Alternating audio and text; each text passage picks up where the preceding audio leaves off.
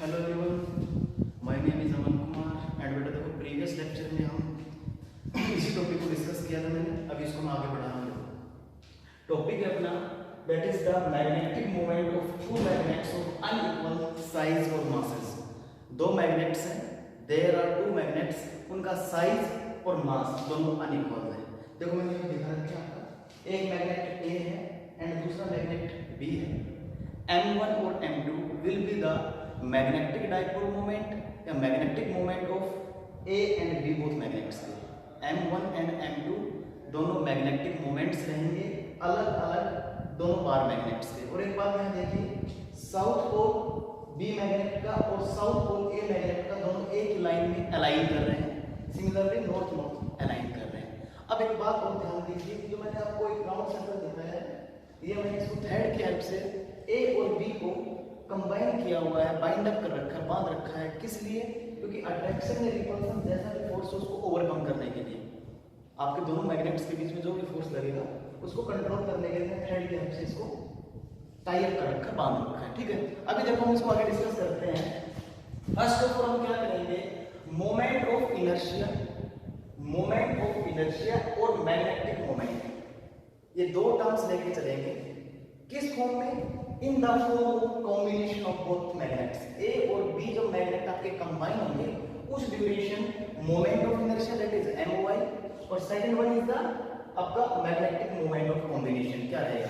तो दो मैग्नेट आपके, जस्ट मैंने मोमेंट ऑफ इनर्शिया और कॉम्बिनेशन निकाल दिया, कुछ भी नहीं किया। दोनों मैग्नेट्स के जो मोमेंट ऑफ इनर्शिया था उसको सिंपली सम कर दिया है, कंबाइन कर दिया मैंने, that is I1 plus I2। यहां पर देखिए गिवन है I1 plus I2।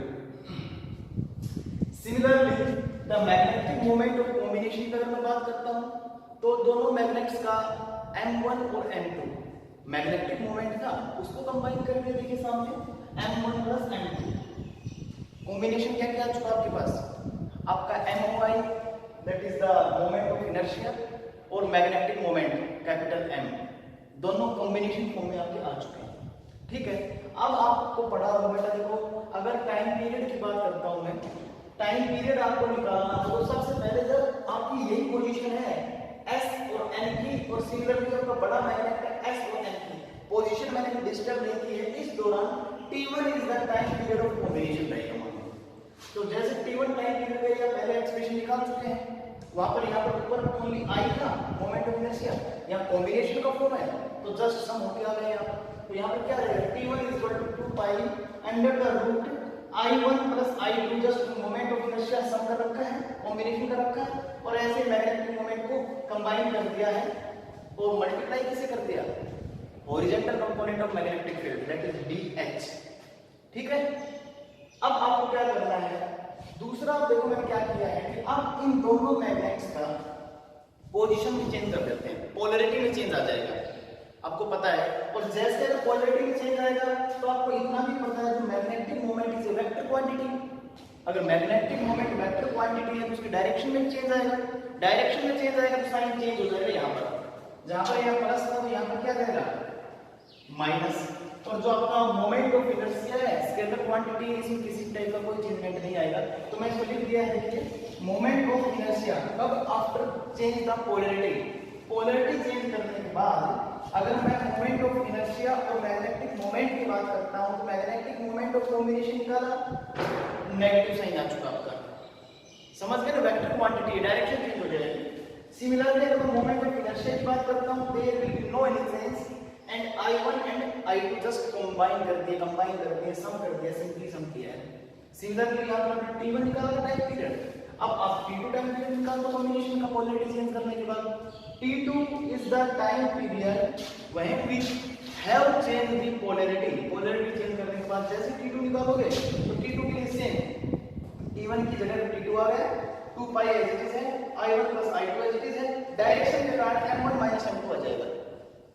यहां तक आई थिंक क्लियर है आपका। इसके बाद क्या करना है, कुछ भी नहीं करना है, जो हम पहले वाला पैटर्न फॉलो करेंगे, इक्वेशन फर्स्ट को इक्वेशन सेकंड से जस्ट क्या कर देंगे, डिवाइड कर देंगे। और जैसे जो कि मैंने लिखा भी है, dividing equation first by equation second we have, क्या मिलेगा हमें, मैंने वहां पे लिखा है, देखो अभी यहां पर T1 by T2 as is है, इसके बाद क्या किया आपने, कुछ नहीं किया, T1 की जितनी भी वैल्यूज थी उनको यहाँ लिख दिया, T2 को उसके नीचे किया। जैसे आप मैथमेटिकली इसको सोल्व करोगे तो ये एंड रूट अगर आप हटाओगे, रूट को अगर हटाओगे तो ये आपका आ जाएगा T1 square by T2 square is equal to M1 minus M2 divide by M1 plus M2। जैसे आप रूट को हटाओगे तो हो जाएगा।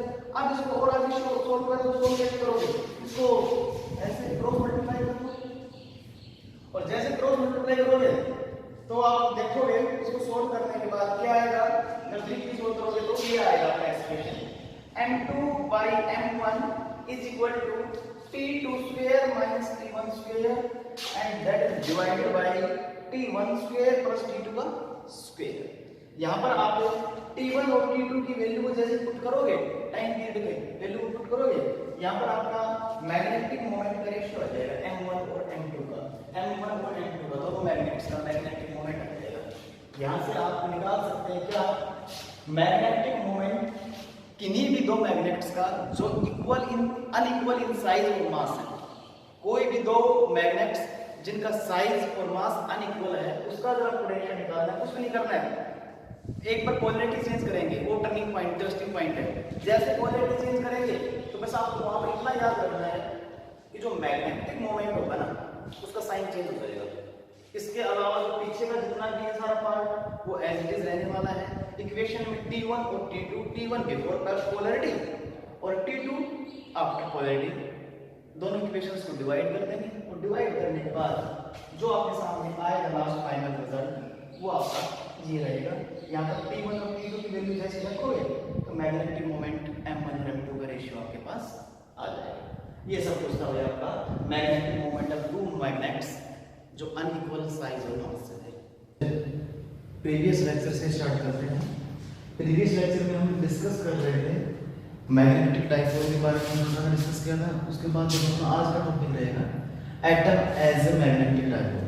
एटम मैग्नेटिक डाइपोल की तरह कैसे बिहेव करता है उसके लिए हम एक एक्सप्रेशन फाइंड आउट करेंगे। देखो क्या है, सबसे पहले देखो आप ये बात क्लियर करो, जब भी कोई हम एटम की बात करते हैं तो सबको पता है उसका एक न्यूक्लियस होता है और जो न्यूक्लियस होता है उसके अराउंड इलेक्ट्रॉन लगातार क्या करते रहते हैं, रोटेट करते रहते हैं। और इलेक्ट्रॉन जिस पाथ पे रोटेट करते हैं वो एक सर्कुलर पाथ होता है, इतना हम सबको पता है। तो उस दौरान जो हम कंसेप्ट लेंगे मैग्नेटिक डाइपोल मोमेंट का, that capital M will be equal to IA। I is current and A is the area. किसका एरिया, सर्कुलर लूप का।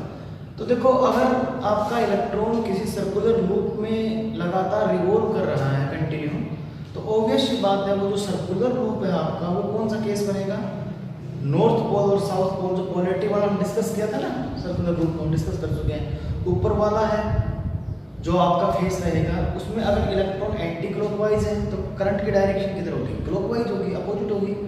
तो साउथ पोल और नॉर्थ पोल की तरह बिहेव करेगा आपका लूप, जिस लूप में आपका इलेक्ट्रॉन कंटिन्यू रोटेट कर रहा है। तो देखो करते हैं बात। अब सपोज करो मैं बात आई की करता हूँ, आई करंट की बात मैं करता हूँ, तो I equal to Q by T आता है, ये सब पढ़ चुके हैं आप। तो चार्ज यहाँ पे क्या है, इलेक्ट्रॉन है, तो मैंने E लिख दिया यहाँ पे और T एज इट इज मैंने लिख दिया है। T की जो वैल्यू है 2 pi by omega, 2 pi by omega put कर देंगे कहाँ पर, इक्वेशन फर्स्ट में क्या आएगा आपके पास, इलेक्ट्रॉन ऊपर आ जाएगा, 2 पाई बाई ओमेगा जैसे आप करोगे तो ओमेगा नीचे है फिलहाल तो ऊपर चला जाएगा। तो आपके जो है फिलहाल जो वैल्यू आएगी वो आएगी negative electron into omega. Omega आपको पता है एंगुलर वेलोसिटी यहाँ पे बाई 2 पाई, ठीक है। अब बात ये करता है कि अगर मैं एरिया की बात करूँ, area of the circular orbit की, तो उसका मैथमेटिकल फॉर्मूला हमने क्या लिख दिया, पाई आर स्क्वायर। कुछ भी नहीं किया, magnetic moment M is equal to I A, मैंने आपको बताया था I इज द करंट और A इज द एरिया।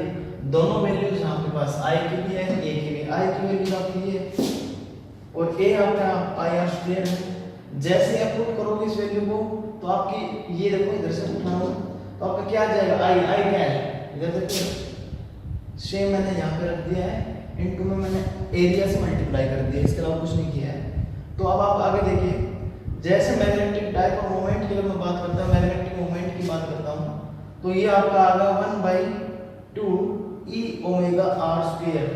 ये आपकी इक्वेशन नंबर फर्स्ट नाम दिया था मैंने, इसको इक्वेशन नंबर सेकंड दे दो।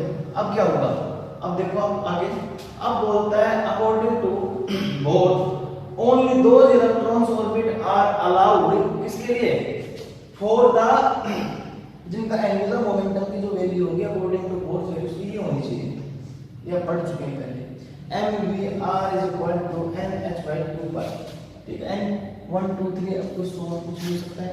इसके बाद कुछ भी नहीं करेंगे हम, ये देखो इधर से omega r * r r square करते हैं, n में नीचे ले आया हूं, तो यहां पर आपका बन गया nh/2 pi m, nh/2 pi m equation number 3 दे दी मैंने। इसके बाद कुछ है नहीं, पुटिंग द जो इक्वेशन नंबर 3 है इसमें किसमें पुट कर दो, सेकंड में पुट कर दो। सेकंड में पुट जब आप करोगे तो देखो ओमेगा r स्क्वायर आपकी ओमेगा r स्क्वायर, इसमें क्या ओमेगा r स्क्वायर ये रहा, इसमें ओमेगा r स्क्वायर की वैल्यू रख दो, क्या आ जाएगा आपका, ये आएगा ये 1/2 e n s 2 pi m। समझ रहे हो बात, यहाँ पर एक बहुत इंपॉर्टेंट टर्म निकल के आएगी, दैट इज बोर मैग्नेटॉन। मैं बोर मैग्नेटॉन की बात करता हूँ यहाँ पे, तो जो ये आपको EH by 4 pi m, 2 और 2 कितने हो जाएंगे, 4 हो जाएंगे, तो EH by 4 pi m will be equal to mu b। mu b आपका क्या रहेगा, बोर मैग्नेटॉन रहेगा, ठीक है। ये आपका एक्सप्रेशन है, यहाँ पर आपने क्या निकाला है, फाइंड आउट किया एटम निकाला एज मैग्नेटिक डायपोल। जो आपका एटम होता है वो एज मैग्नेटिक डायपोल कैसे बिहेव करता है, इसकी वजह हमने फाइंड आउट किया एटम एज मैग्नेटिक डायपोल। छोटा सा एक्सप्रेशन है, देखना आपको, कोई डाउट तो। Hello everyone, I am Aman Kumar and देखो बेटा, प्रीवियस लेक्चर में जो हम डिस्कस कर रहे थे उसी को मैं आगे चैप्टर 2 की फॉर्म में आगे लेके जा रहा हूँ।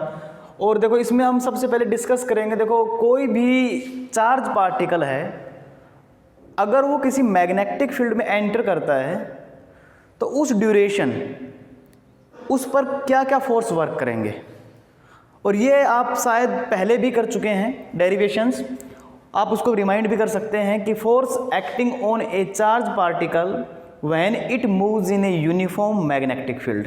ठीक है, मैंने अभी यहाँ पे कोई ग्राफिकली रिप्रेजेंटेशन नहीं दी है, मैं जस्ट आपको वैसे ही बता रहा हूँ। तो वो जो मैग्नेटिक फोर्स को एक्सपीरियंस करेगा ना, उसको हम डिस्कस करते हैं। किसको, मैग्नेटिक फोर्स को। मैं लिखता हूँ यहाँ पर MAGNETIC, magnetic force, and that is denoted by FM in vector quantity. ठीक है, देखो first of all we must have to consider, suppose a charge particle, कोई भी चार्ज पार्टिकल है, is moving in a uniform magnetic field. कोई charge particle है वो uniform magnetic field में क्या कर रहा है, मूव कर रहा है with the velocity of v।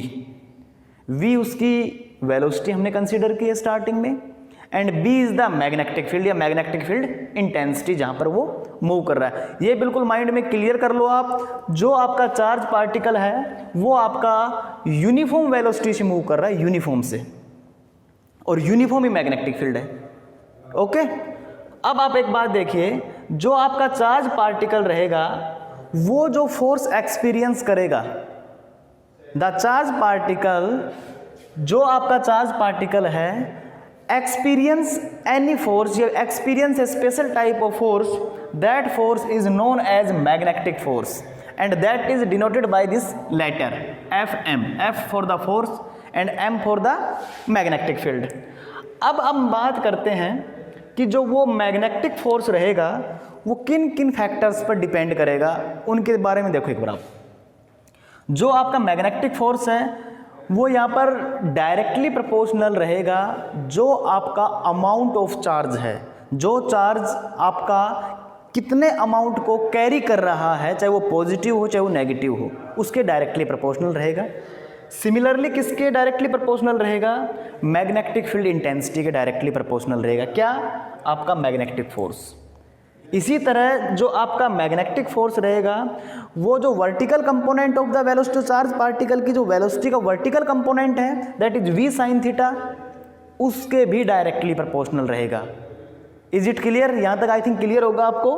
अब कुछ भी नहीं करना, just combine all these 3 equations. जैसे आप इन तीनों इक्वेशंस को कंबाइन करोगे तो यहाँ पर आपका प्रोपोर्शनलिटी का कांस्टेंट एज इट इज आ जाएगा and that will equal to B Q V sine theta. और जैसे आप प्रोपोर्शनलिटी के कांस्टेंट को इक्वलिटी के कांस्टेंट में चेंज करेंगे तो यहाँ पर आपका क्या आ जाएगा, दैट इज के is the constant and constant of proportionality की जो आपका एम के सिस्टम है उसमें इसकी वैल्यू क्या रहेगी 1। और आप यहाँ पर जैसी 1 वैल्यू पुट करोगे तो ये आपका F M equal to B Q V sine theta आ जाएगा। That F M will be equal to B Q V sine theta. अब देखो वेक्टर फॉर्म में लिखना है तो मैंने इसको वेक्टर फॉर्म में लिख दिया है, कैप वेक्टर लगा के पीछे बी क्या वी साइन थीटा और मैंने यहाँ पे कैप वेक्टर यूज कर लिया है। इसके बाद आपको पता है cross product and dot products के बारे में भी कुछ भी नहीं किया हमने। आपको पता है A dot B, A vector dot B vector that gives A B cos theta and A vector cross B vector gives A B sine theta.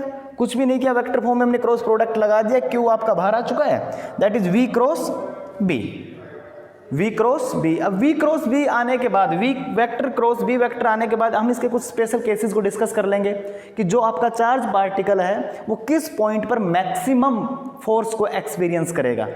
Okay तो कुछ भी नहीं किया हमने, जस्ट थीटा की वैल्यू को पुट कर देंगे। यहाँ पर साइन थीटा आया था हमारा, कहाँ पर आया था, यहाँ पर इसको जब सोल्व करोगे तो आपका क्या आ जाएगा, बी क्या वी साइन थीटा को वी क्रॉस बी में लिखा है या साइन थीटा की वैल्यू पुट कर दो।